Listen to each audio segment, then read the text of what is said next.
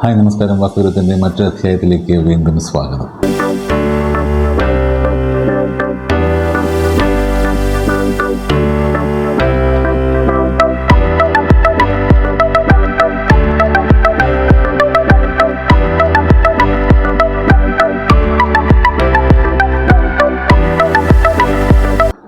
ഇന്നത്തെ വാസ്തുവിദ്യത്തിൽ നമ്മൾ ചർച്ച ചെയ്യുന്നത് ഈ പഞ്ചഭൂതങ്ങളുടെ പ്രാധാന്യത്തെക്കുറിച്ച് നമ്മൾ പല വീഡിയോയിലും പറഞ്ഞിട്ടുണ്ട്. അപ്പം എപ്പോഴും അഞ്ച് പഞ്ചഭൂതങ്ങളിൽ 5 ഭൂതങ്ങളും നമ്മൾ ഒരേപോലെ ബാലൻസ് ചെയ്ത് വെച്ചാലേ വീട്ടിൽ നമ്മൾ ഉദ്ദേശിച്ച രീതിയിൽ നമ്മുടെ പുരോഗതി റിസൾട്ടൊക്കെ കിട്ടുള്ളൂ എന്ന് പറയുന്നത്. ഇന്ന് നമ്മൾ പറയാൻ പോകാൻ ഉദ്ദേശിക്കുന്നത് എയർ അല്ലെങ്കിൽ വായു എന്ന് പറയുന്ന എലിമെൻറ്റ് വീട്ടിൽ അൺബാലൻസ്ഡ് ആയിക്കഴിഞ്ഞാൽ എന്തൊക്കെ പ്രശ്നങ്ങളാണ് നമുക്ക് ഉണ്ടാകുന്നത്. വായു എന്ന് പറയുന്ന എലിമെൻറ്റ് അൺബാലൻസ്ഡ് ആയിക്കഴിഞ്ഞാൽ നമുക്ക് നമ്മുടെ സോഷ്യൽ കണക്ടിവിറ്റി പ്രശ്നം, അതായത് സാമൂഹിക ബന്ധങ്ങൾ പ്രശ്നം. ഉദാഹരണത്തിന് നിങ്ങളൊരു പൊളിറ്റീഷ്യനോ അല്ലെങ്കിൽ ഒരുപാട് ആളുകളുമായി ബന്ധപ്പെടുന്ന ജോലികൾ ചെയ്യുന്ന ആളുകളുമാണെങ്കിൽ ആ സോഷ്യൽ ബന്ധങ്ങളെ നിങ്ങൾക്ക് നല്ല രീതിയിൽ ഉപയോഗിക്കാൻ പറ്റാതെ വരും. അതുമാത്രമല്ല, നിങ്ങൾ പലപ്പോഴും പല സോഷ്യൽ ഓർഗനൈസേഷൻ്റെയും പാർട്ടായി മാറുകയും ഒരു തരത്തിലുള്ള റിസൾട്ടും കിട്ടാതെ വെറുതെ സമയവും പൈസയും വേസ്റ്റായി പോകുന്നൊരവസ്ഥയും സംജാതമാവാറുണ്ട്.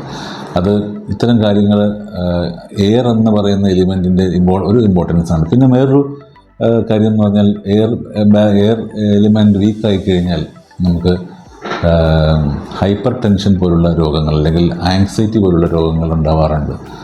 പിന്നെ വേറൊരു പ്രധാനപ്പെട്ട പോയിൻ്റ് എന്ന് പറയുന്നത് ഈ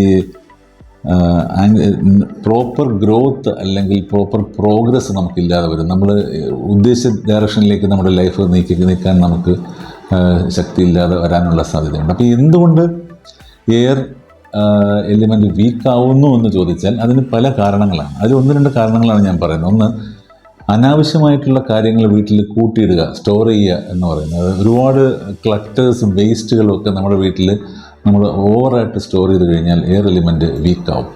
പിന്നെ അതുപോലെ തന്നെ വേറൊരു കാര്യമുള്ളത്, ഓവർ ഹെഡ് ടാങ്ക് റോങ് പൊസിഷനിലാണ് വയ്ക്കുകയാണെങ്കിൽ. ഞാൻ ഓവർ ഹെഡ് ടാങ്കിനെ കുറിച്ച് ഉള്ള വീഡിയോ നിങ്ങൾ ശ്രദ്ധിച്ചാൽ അറിയാം, എവിടെയാണ് വയ്ക്കേണ്ടതെന്ന് കൃത്യമായിട്ട് ഞാൻ പറഞ്ഞിട്ടുണ്ട്.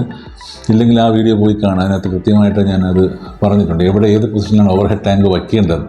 ഓവർ ഹെഡ് ടാങ്ക് വയ്ക്കുന്ന പൊസിഷൻ മാറിപ്പോയി കഴിഞ്ഞാൽ ഇതേ പ്രോബ്ലം, ഈ എയർ ബാലൻസ് എന്ന് പറയുന്നത് എയർ എലിമെൻറ്റ് ബാലൻസിനെ അത് ബാധിക്കും. പിന്നെ ഈസ്റ്റ് ഭാഗത്തൊരു കട്ടുണ്ടെന്ന് വെച്ചാൽ നിങ്ങളുടെ ബിൽഡിങ്ങിൻ്റെ ഈസ്റ്റ് ഭാഗം കട്ടാണെങ്കിലും ഇതേ പ്രശ്നമുണ്ട്. പിന്നെ ഈ പെയിൻറ്റിൽ ഒരുപാട് കാര്യങ്ങളുണ്ട്. നമ്മൾ വീടിനുള്ളിൽ അടിക്കുന്ന പെയിൻറ്റുകൾ മെറ്റാലിക് ആയിട്ടുള്ള ഗ്രേ കളറോ അല്ലെങ്കിൽ വൈറ്റ് കളറോ അതൊക്കെ കൂടുതൽ പ്രിഡോമിനൻ്റായിട്ട് നമ്മൾ അടിക്കുകയാണെങ്കിൽ മെറ്റാലിക് ഈ വൈറ്റ് ഗ്രേ മെറ്റാലിക് കളേഴ്സ് എല്ലാം വാളിൽ കൂടുതൽ അടിച്ചു കഴിഞ്ഞാൽ സ്വാഭാവികമായിട്ടും ഈ എയർ എലിമെൻറ്റ് വീക്കാവും.